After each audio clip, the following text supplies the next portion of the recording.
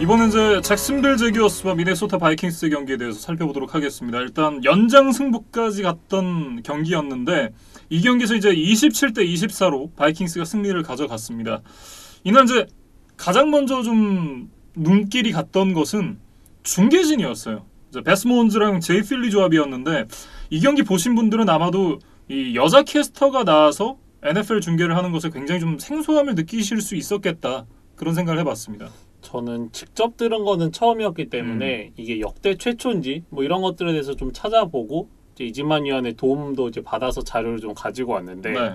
1987년에 게일 시어런스라는 여성 캐스터가 이제 중계를 한 게 역대 최초라고 하더라고요. 네. 그리고 이제 두 번째로 그 유리천장을 깬 분이 이 바로 베스 모인스라는 분입니다.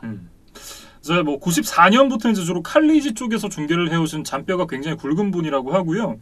2015년에는 레이더스의 프리시즌 경기를 중계를 했었다고 해요.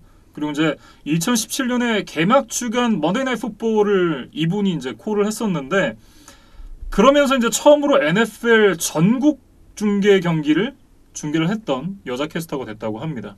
근데 이 경기가 저도 뭔가 좀 느낌이 온다 해서 좀 찾아보니까 구영애 선수의 데뷔전이기도 했어요. 예. 그래서 그 덴버를 상대로 아쉽게 이제 필드골 블락을 당하면서 동점을 만들지 못했던 그 아쉬웠던 구영애 선수의 데뷔전 콜을 했던 분이 바로 이 베스 모인스라는 분입니다. 네. 그래서 이제 제가 왜 이 목소리를 못 들었을까라고 생각해 보니까 그때 당시에 이 경기를 저희가 편성을 해서 이인환 캐스터가 중계를 했었거든요. 이인환이 형이 중계를 했었는데, 그래서 이분의 목소리 들을 일이 없었어요. 그렇죠. 저희는 이제 한국 중계를 봤었으니까 아마 이 영어 원 중계를 들을 일은 없었던 것 같습니다. 네.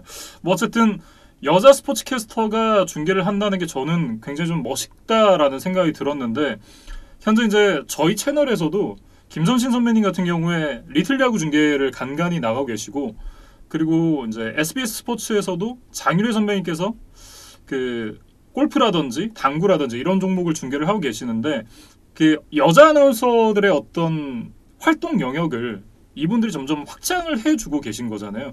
이런 선구자들이 있기 때문에 이 향후에 다른 이제 또 어린 여자 아나운서들이 나중에는 스포츠 캐스터로서의 또 활약도 할 수 있는 거고, 이런 부분들이 기존에 하지 않았던 영역을 개척을 하는 것이기 때문에 이거는 굉장히 좀 대단한 일이다, 이렇게 좀 얘기를 하고 싶습니다. 그리고 미디어뿐 아니라 이제 필드 위에서도 이제 여성의 활동 영역이 점점 넓어지고 있는데, 네. 최근에 그 NCAA 디비전 1 SEC 컨퍼런스 경기에 이제 여자 키커가 나와서 많은 화제가 되기도 했었습니다. 네. 네, 이 부분들은 이제 아직까지 그러니까 경기력 이런 부분에서는 조금 더 증명이 필요하긴 한데, 이런 선수를 기용했다는 것 자체가 어떻게 보면 굉장히 대단한 시도다, 이렇게 얘기를 할 수 있겠죠. 이게 사라 풀러라는 선수였는데 벤더빌트 대학의 원래 축구부 골키퍼를 하는 선수예요. 예. 그런데 이 벤더빌트 대학 풋볼팀의 이제 키커나 펀터 이런 선수들이 모두 코로나 프로토콜 때문에 이제 경기에 빠지게 되면서 급하게 이 사라 풀러를 콜업을 해서 이제 경기에 뛰게 된 겁니다. 네. 그래서 사실 자신의 주 종목이 아니기 때문에 뭐 좋은 경기력을 기대하는 것은 좀 현실적으로 어려운 부분이 있었지만, 그래도 여성이 최초로 이 파워5 컨퍼런스 경기에서 이제 출전을 해서 뛰었다는 것 자체가 이제 뭐 아주 새로운 역사로 남을 것 같아요. 네, 굉장히 여러 분야에서 새로운 시도가 일어나고 있다라고 이제 정리를 해보겠고요. 본격적으로 이제 경기 얘기를 좀 해보도록 하죠. 일단 이제 바이킹스가 경기 시작도 전에 악재가 있었습니다. 에릭 핸드릭 선수가 이제 몸을 풀다가 부상을 당하면서 이날 경기에 나오지 못했거든요. 근데 그래서 그런지 바이킹스가 초반부터 좀 끌려가는 경기를 보여줬습니다. 그러니까 이 에릭 핸드릭스는 핵심 라인베커 선수인데 아예 경기 뭐 며칠 전에 빠지는 것이 확정이 됐으면 바이킹스도 이 핸드릭스가 없는 플랜 B를 세울 시간이 있었을 텐데, 경기 직전에 빠지다 보니까 바이킹스도 좀 이렇다 할 대책을 세우질 못했지 않았을까, 그런 생각을 좀 해봤습니다. 네. 그러면서 이제 초반에 끌려가는 경기를 했던 바이킹스였는데, 결국 이제 역전을 만들어낼 수 있었던 건 뭐 주전 선수들의 활약 덕분이었다, 이렇게 얘기를 해야겠죠. 이날 이제 델빈 쿡 선수가 120야드를 달렸고 59 리시빙 야드까지 기록을 하면서 총 179 토탈 야드를 기록을 했습니다. 그리고 코로나 리저브 리스트에서 돌아온 애덤 딜런도 75야드의 한 개 터치다운으로 힘을 보탰는데 결국 저희가 계속 칭찬했던 저스틴 제퍼슨 얘기를 이날도 하지 않을 수 없을 것 같아요. 이날 경기를 통해서 이제 저스틴 제퍼슨 선수가 1000 리시빙 야드를 돌파를 했습니다. 이날 경기에서 이제 9개의 캐치, 121야드와 함께 하나의 터치다운을 기록을 했는데 올 시즌 뽑혔던 루키 중에 가장 먼저 1000야드를 돌파를 하게 됐고 터치다운도 7개를 기록을 하면서 체이스 클레이풀에 이어서 2위에 랭크되어 있습니다. 그러니까 먼저 뽑혔었던 헨리 럭스, 제리 주디, 시디 램, 제일런 레이거보다도 훨씬 더 좋은 활약을 이번 시즌에 보여주고 있습니다. 앞서 저스틴 제퍼슨을 놓쳤던 팀들은 좀 배가 아플 것 같다. 그런 이야기를 해야 될 것 같고 또 이 12경기 만에 1000야드 돌파가 대단한 기록인 것이 NFL 역대 4명밖에 이루지 못했던 기록이었어요. 예. 그 선수들의 리스트를 보면 랜디 모스, 오델 베컴 주니어, 앤ኳ 볼드윈, 마르케스 콜스톤 이런 선수들이었습니다. 그래서 앞선 세 선수는 뭐 더 설명이 필요 없을 정도의 레전드 선수들이고 이 마르케스 콜스톤 같은 경우는 저는 사실 이번 기회에 좀 알게 됐던 선수인데 네. 이 선수도 뉴올리언스에서 7라운드에 지명이 됐던 이제 무명에 가까웠던 선수였는데 10시즌 동안 9,800야드 가까이 기록을 해줬던 아주 훌륭한 선수였더라고요. 예. 뭐 어쨌든 굉장히 출발이 좋은 저스틴 제퍼슨이다 이렇게 얘기를 해야 될 것 같고 그러면서 이제 커즌스도 305야드에 3개의 터치다운, 하나 인터셉션을 기록하면서 자신의 몫은 다 해줬다 이렇게 좀 얘기를 할 수 있겠죠. 그래서 바이킹스가 시즌을 1승 5패로 출발했는데 어느덧 6승 6패까지 예. 이제 5할 승률을 되찾았습니다. 그래서 이제는 바이킹스를 플레이오프 컨텐더라고 불러도 이제 전혀 이상하지 않을 것 같아요. 그런데 남은 일정이 그렇게 만만치만은 않습니다.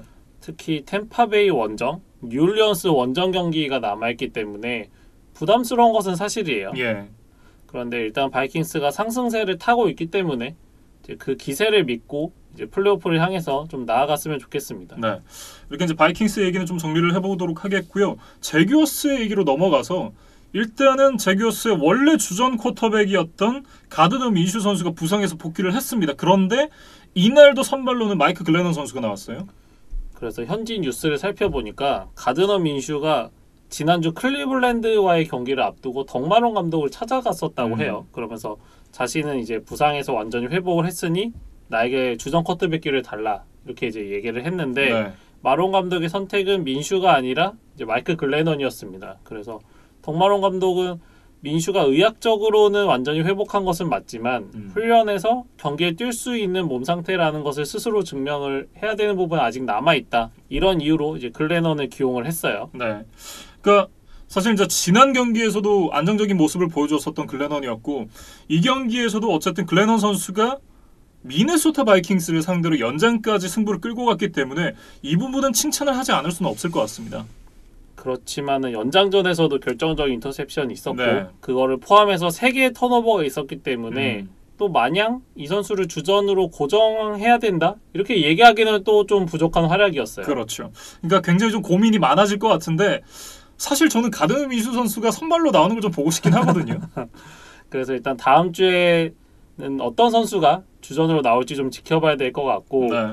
그것과 상관없이 내년에는 새로운 쿼터백을 찾아야 하는 것이 아닌가 그런 생각이 듭니다. 어쨌든 현 성적만 놓고 본다면 이번 픽을 가질 것이 굉장히 유력한 제규어스이기 때문에 그렇게 된다면 뭐 새로운 쿼터백을 뽑아서 새 출발을 할 수도 있겠다 이런 생각이 좀 들긴 하네요.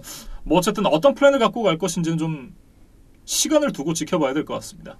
네, 이렇게 이제 제규어스와 바이킹스의 경기에 대해서 얘기를 해봤고요. 다음은 신시내티 벵갈스와 마이애미 돌핀스의 경기입니다. 19대7로 마이애미 돌핀스가 승리를 가져갔는데 사실 조 버로와 투아 탕거바이올라 선수의 맞대결로 굉장히 좀 기대를 모았을 법한 경기였는데 버로우는 없었고 투아만 나왔습니다.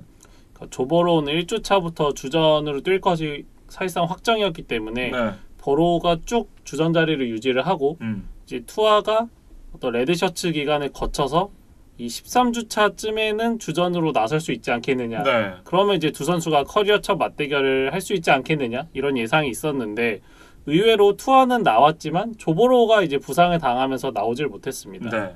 경기 결과는 사실상 좀 정해져 있던 것이 아닌가 하는 생각이 좀 들고요. 뭐 내용적으로 살펴봤을 때도 벵갈스가 뭐 이기기는 어려웠던 경기였다. 이렇게 얘기를 해야 될 것 같습니다. 이날도 이제 오라인이 털렸던 벵갈스였는데 그러면서 6개의 색, 11번의 QB 히트를 내줬고 태클 폴 로스 10개, 인터셉션 2개, 이 패스 굴절 6개를 만들어내면서 돌핀스의 수비가 그야말로 벵갈스의 공격을 압도했던 경기였습니다. 그러면서 선발 쿼터백으로 나섰던 브랜든 앨런까지 부상을 당하고 말았어요. 그러면서 서드 스트링 쿼터백 라이언 필리가 이제 경기를 마쳤습니다. 근데 인터셉션 또 하나 던지면서 이렇다 할 모습을 보여주지 못했던 라이언 필리였고 결국은 이제 벵갈스가 이길 수가 없었던 경기였다 이렇게 얘기를 해야 될 것 같은데요. 3쿼터를 보면 벵갈스의 3쿼터 토탈 야드가 마이너스 4야드입니다. 이러고 이제 경기를 이기기가 쉽지 않죠. 뭐 어쨌든 경기보다도 너무 과열됐던 경기 분위기가 좀 더 눈살을 찌푸리게 하지 않았나 싶은 그런 경기였는데 일단은 이제 이 쿼터 2미닛 드라이브에서 제이비언 하워드 선수와 타일러 보이드 선수가 싸우면서 둘 다 퇴장을 당했습니다. 그러니까 손으로 상대 선수 얼굴을 이제 가격하는 모습이 나오면서 두 선수가 함께 퇴장을 당하고 말았습니다. 네. 그리고 나서 이제 4쿼터에 마이크 토마스 선수가 펀트 리턴을 준비하던 자킴 그랜트 선수에게 이제 태클을 하면서 또 부상을 입혔거든요. 하킴 그랜트가 공을 잡기도 전에 신시내티가 강한 히트를 가하면서 두 팀의 이제 충돌이 벌어질 수밖에 없었어요. 네. 그러면서 이제 마이애미 돌핀스가 벤치 클리어링까지 시전을 했던 그런 상황이었는데 뭐 상황적으로 봤을 때 뭐 류지갱 PD도 마찬가지였겠지만 제가 만약에 이 돌핀스 팀원이었더라도 당연히 달려가지 않았을까. 왜냐면 이제 그 전 펀트 상황에서도 마이크 토마스 선수가 자킴 그랜트에게 이 페널티를 범했었거든요. 언네서서리 러프니스 반칙이 나오면서 15야드 페널티를 먹었었는데 그러고 나서 그 다음번 펀트 때 또 한 번 이런 태클을 가한다? 이거는 좀 고의성이 다분하다라는 생각이 들고 어떻게 보면 이제 동업자 정신이 좀 부족하지 않나라는 생각이 드는 그런 플레이였습니다. 벵갈스가 이번 경기를 패했을 뿐만 아니라 이제 매너면에서도 좀 아쉬운 경기를 보여줬고 그러면서 양팀 선수들이 충돌하는 과정에서 3명의 선수가 또 추가적으로 퇴장이 되고 말았어요. 네, 신시내티에서는 이제 션 윌리엄스 선수가 퇴장을 당했고 마이애미에서는 이제 디반트 파커 그리고 맥 콜린스 선수가 퇴장을 당했는데 주심이 반칙이 나오고 나면 이제 이거에 대해서 어떤 반칙인지 몇 야드를 후퇴를 해야 되는지 이런 부분을 설명을 하잖아요. 이렇게 긴 반칙 설명 처음 봤습니다. 그러니까 저도 심판이 이거를 대본을 쓰지 않고 이렇게 읽었다는 게 참 대단하다는 생각이 들 정도로 네. 정말 원테이크로 이제 긴 대사를 소화를 했습니다. 아니 그 많은 선수들이 있고 그 많은 반칙들 그리고 여러 선수들이 퇴장을 당했는데도 물론 중간에 잠깐 생각하는 시간이 있긴 했지만 이걸 안 틀리고 얘기를 한다? 이건 정말 대단한 거죠. 그리고 이날 이 벤치 클리어링 상황에서 굉장히 좀 놀라운 장면이 하나 있었는데 이 브라이언 플로레스 감독이 오히려 선수들보다도 더 앞서서 이 상대편에게 좀 화를 내는 그런 모습이 있었습니다. 그래서 자신의 팀 선수들을 보호한다는 이제 확실한 액션을 취했어요.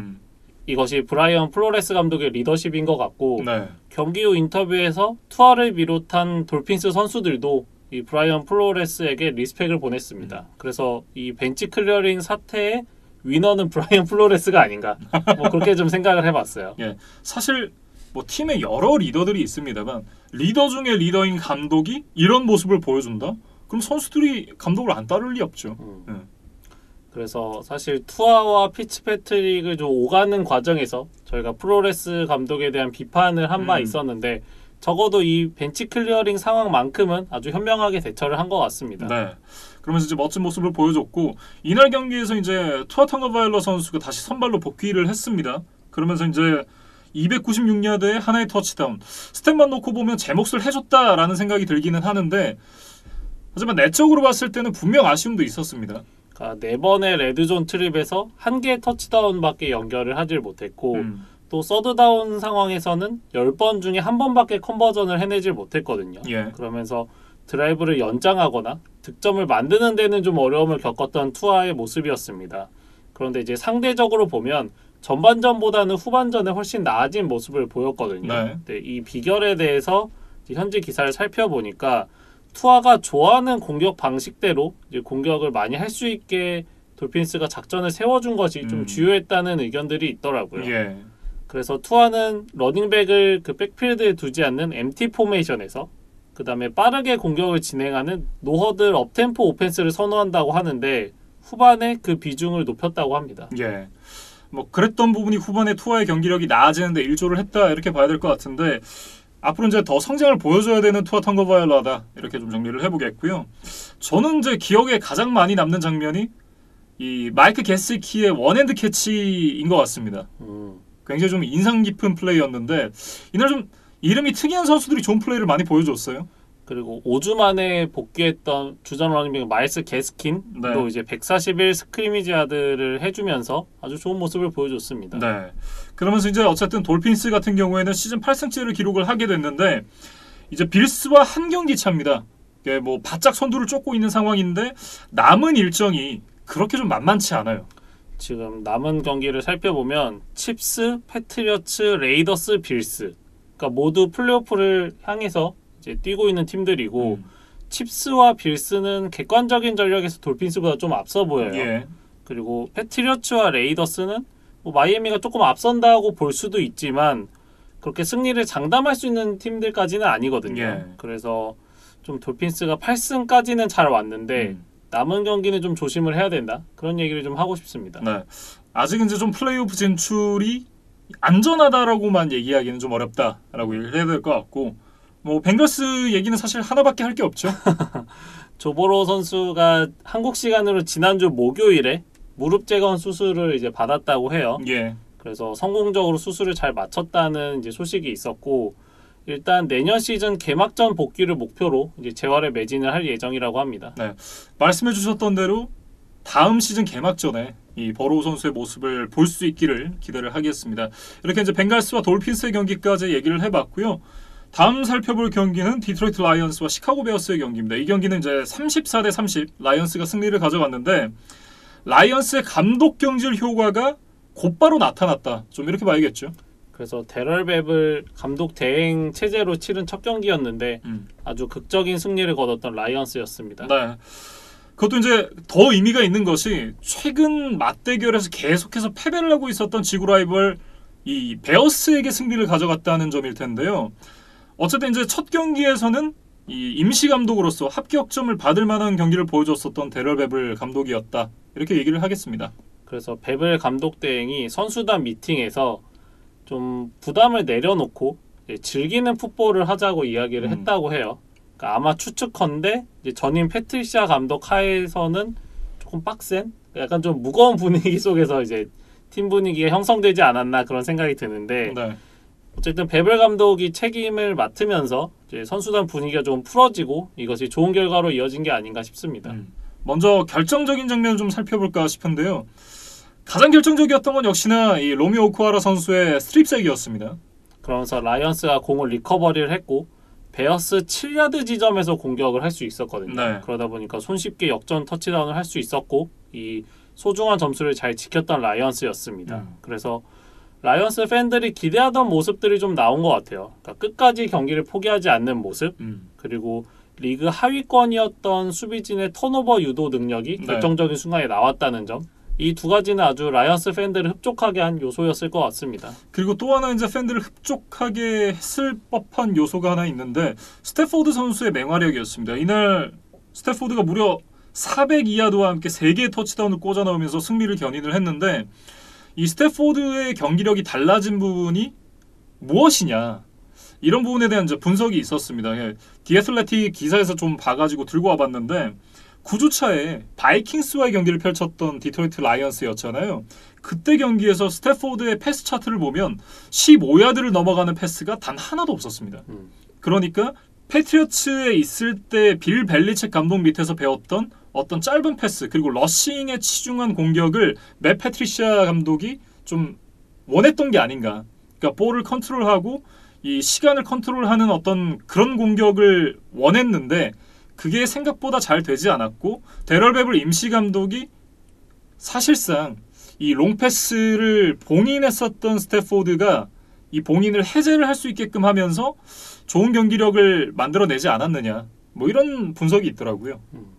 그래서 스태포드가 자신이 잘할 수 있는 것을 하는 게 가장 좋은 거잖아요. 네. 그래서 뭐 이번 경기 뒷볼을 많이 성공시키면서 라이언스가 승리를 가져갈 수 있었고 하지만 냉정히 보면 라이언스의 남은 스케줄이 아주 최악입니다. 그래서 살펴보면 패커스, 타이탄스, 벅스, 바이킹스 그러니까 모두 5할 이상의 팀인데다가 뭐 플레이오프 그다음 그 이상을 노리는 팀들이 많거든요. 그래서 라이언스가 지금 7위권과 한 경기 차니까 뭐 여전히 희망을 가져볼 수도 있다. 이제 그런 얘기는 드리고 싶지만 현실적으로 스케줄이 도와주지는 않는 상황이다. 그렇게 네. 좀 정리를 하겠습니다.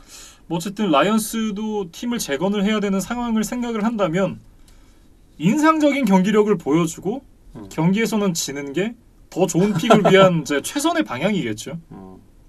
그게 이제 데럴 베블 임시 감독에게도 팀에게도 서로 윈윈이지 않을까 하는 생각이 좀 드네요.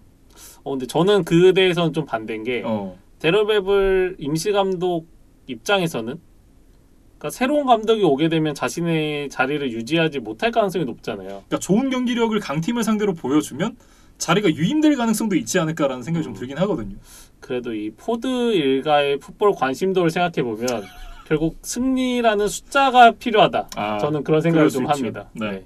뭐 어쨌든 이 라이언스의 향후 일정이 참 험난하다. 이렇게 좀 정리를 해보겠고요. 시카고 베어스 얘기로 넘어가 보겠습니다. 일단 저는 이제 K맨 제도에 대한 얘기를 좀 꺼내고 싶은데 K맨 제도를 아세요? 저는 사실 지금 처음 들어봤습니다. 이게 이제 이 페이퍼 컴퍼니가 많기로 유명한 그런 이제 지역인데 쉽게 말해 이제 돈 세탁을 하는 곳이에요. 근데 제가 왜 이 얘기를 꺼냈느냐? 디트로이트 라이언스가 기존의 트루비스키의 스탯 세탁기였습니다. 그러니까 기존에 이 트루비스키 선수가 기록했던 통산 기록들을 놓고 보면 26승 20패, 63.2%의 패스 성공률, 경기당 204.7야드와 함께 58개의 터치다운, 34개의 인터셉션을 기록을 했었거든요. 근데 라이언스를 상대로 한 기록을 보면 4번의 경기에서 4승 무패, 69.3%의 패스 성공률과 함께 경기당 277 패싱 야드, 12개의 터치다운, 하나의 인터셉션이거든요. 그러니까 라이언스를 상대로는 굉장히 강한 면모를 보여줬다. 그러면서 이제 스탯을 세탁하는 데 좀 이용을 했다라고 얘기를 할 수가 있는데 이날 경기도 사실 이제 트루비스키 선수가 라이언스를 상대로 기록한 성적은 스탯만 놓고 봤을 땐 굉장히 좋았습니다. 그래서 시카고도 이런 점들을 좀 알고 있었는지 닉 폴스가 엉덩이 부상에서 회복을 했음에도 불구하고 이제 트루비스키에게 선발 기회를 줬어요. 그리고 트루비스키도 이제 몽고메리와 패터슨의 러싱 공격을 적절히 활용하면서 확률 높은 짧은 패스 위주로 경기를 풀어나갔는데 그러면서 4쿼터 한 10분여까지는 이제 10점 차 리드를 만들었으니까 여기까지는 베어스의 계획대로 잘 흘러갔던 것 같습니다. 하지만 트루비스키는 또 트루비스키였다라고 얘기를 해야겠죠. 그 아까 얘기했던 로미오 오크와라 선수의 스트립색 장면이 이제 아쉬웠죠. 그래서 베어스가 그 상황에서도 리드를 유지를 하고 있었기 때문에 이제 턴오버만 하지 않으면 그래도 승리 확률을 점점 높여갈 수 있었던 상황이었거든요. 근데 이제 여기서 트루비스키가 너무 유리한 필드 포지션을 내줬기 때문에 베어스가 역전을 당하고 말았습니다. 그럼에도 여전히 베어스가 다시 이제 경기를 뒤집을 수 있는 기회가 있긴 했습니다. 그런데 이제 앨런 로빈스 선수가 서드다운 상황에서 퍼스트 다운을 따낸 위치를 밟고 그러고 이제 아웃바운드를 만들어냈어야 됐는데 마음이 너무 급했는지 퍼스트 다운이 갱신이 되기도 전에 이 바깥쪽으로 나가면서 포스트 다운이 되고 말았어요. 사실 따라붙던 라이언스의 수비가 중심을 잃고 좀 뒤늦게 따라붙는 상황이었거든요. 그렇기 때문에 앨런 로빈슨이 공을 잡고 충분히 퍼스트 다운 마커를 지나갈 수 있는 여유가 있어 보였는데 로빈슨이 좀 제대로 된 이제 상황 판단을 하지 못하면서 이게 포스트 다운이 됐고 포스트 다운 상황에서도 데이빗 몽고메리에게 러싱 공격을 맡겼는데 이게 컨버전이 되질 않았습니다. 그래서 베어스가 시간을 다 써보지도 못하고 패했어요. 그게 좀 아쉬운 포인트입니다. 그리고 이제 이 앨런 로빈슨 선수가 좀 팀에서 마음이 뜬 것 같습니다. 지난 패커스와의 경기에서 대패한 이후에 이제 팬들이 로빈슨의 SNS를 찾아가서 이런 내용의 댓글들을 달았다 그래요. 그러니까 차라리 그냥 베어스를 떠나서 더 좋은 환경에서 뛰어라. 차라리 이적을 해라. 이런 이제 댓글들이 있었는데 로빈슨이 이 트윗들에 좋아요를 눌렀다고 합니다. 아마도 이제 FA가 되는 앨런 로빈슨인데 시카고 베어스 유니폼을 더 입는 걸 보긴 좀 쉽지 않을 것 같다는 생각이 듭니다. 그래서 로빈슨이 좀 마음이 뜬 탓인지 이런 경기 마지막에도 좀 집중력이 아쉬운 모습이 있었습니다. 그러면서 이제 패배를 하고 말았던 시카고 베어스인데 이날 이제 경기를 승리를 했다고 하면 6승 6패. 이제 5할 승률로 맞춰놓을 수 있는 경기였는데 5승 7패가 되면서 이 플레이오프 진출이 조금씩 이 적신호가 들어오기 시작했습니다. NFC는 지금 7번 시드권 팀들이 6승 6패이기 때문에 베어스가 이 경기만 승리했다면 여전히 컨텐더 팀으로서의 위치를 유지를 할 수 있었거든요. 네. 근데 이제 라이언스에게 발목을 잡히고 말았고 남은 스케줄도 보면 텍산스, 바이킹스, 패커스 등 이제 까다로운 팀들이 많이 있어요. 그래서 베어스의 남은 시즌이 쉽지는 않아 보입니다. 네. 어쨌든 그러면서 이제 이 경기까지 내준 베어스고 6연패를 하게 됐습니다. 5승 1패로 시즌을 출발했는데 6연패를 하면서 5승 7패가 됐다. 이거는 아마 구단 수뇌부들도 마찬가지고 팬들의 입장에서도 이건 굉장히 만족스럽지 않은 시즌이 돼가고 있습니다.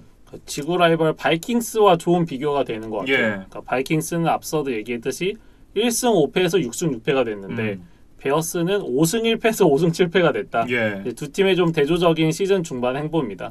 아마 이대로 이제 시즌이 끝나고 시카고 베어스가 포스트 시즌 진출을 만들어내지 못한다면 또 코칭 스태프, 선수단에 큰 변화가 있지 않을까 그런 생각이 좀 드네요.